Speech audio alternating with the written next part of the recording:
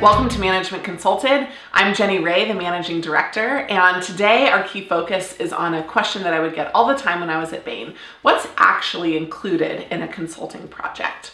Today I'm going to break it down into three key parts: the scope of a project and how that's determined, the team that works on a project, and the duration of the types of projects that you'll find in consulting.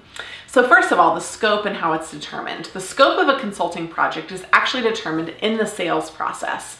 So a partner, when they're engaging with the client and determining what problem is core to be solved, they'll decide usually on the fixed term of the engagement as well as the number of people that will work on it, and also the amount of the problem that will be able to be solved in that period of time. Usually it comes down to some combination of budget and urgency for the client, but generally that's how the scope is determined. How long should it take? How many people should we staff on the project?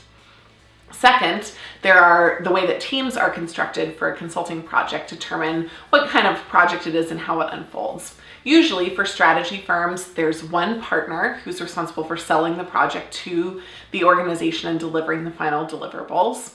The second is the manager, who's responsible for determining what happens internally on their team as well as externally with the client. And finally, there are two post-MBA analysts and two pre-MBA analysts. Again, there might be some flexibility depending on the firm and the positions that they have, but for the most part, there are about 4 people that do the real core work on the project, one person that manages them, and one person that manages the primary relationship with the client. The key focus when you're thinking about doing consulting cases and you're thinking about breaking down the problem into multiple different areas of focus is the same way that a manager would think about the beginning of their case. Usually each one of those areas would map to a work stream for one of the 4 analysts that work for the manager. So that gives you some real world example of how what you're doing in cases is actually applied inside the firm. Finally, there's the duration of the consulting project. Consulting projects come in a few different flavors. The first are private equity cases. These are usually the shortest, the heaviest hitting, and the most sleepless cases. They take usually 2 to 4 weeks, most often on the 2-week level. They run from the moment that you start until the moment that you end, and the focus is usually in the due diligence process when you're working for a private equity company.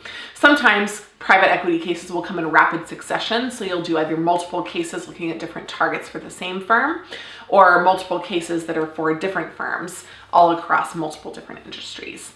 The second type of cases are strategy cases. They're usually 3 to 6 months, often very expensive for the client, so the clients usually limit the core duration of the project. The duration is usually determined and put under pressure in order to deliver the maximum amount of value in the shortest amount of time. So again, 3 to 6 months for most strategy projects. Most implementation projects, which are the follow-on to strategy projects, take anywhere between 6 and 18 months.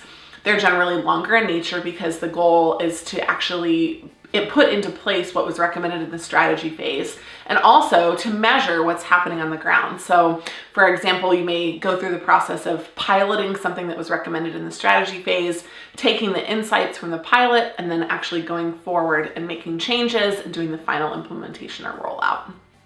The fourth type of case is a technology case, and technology cases can take anywhere between 6 and 24 months, usually edging toward the longer end of that. And the core focus of a technology case is not only to determine what type of technology is needed, but also the build of the technology and the implementation of the technology. So there are usually 3 key phases: technology strategy, technology building, and technology implementation. That's why those cases extend for such a long period of time.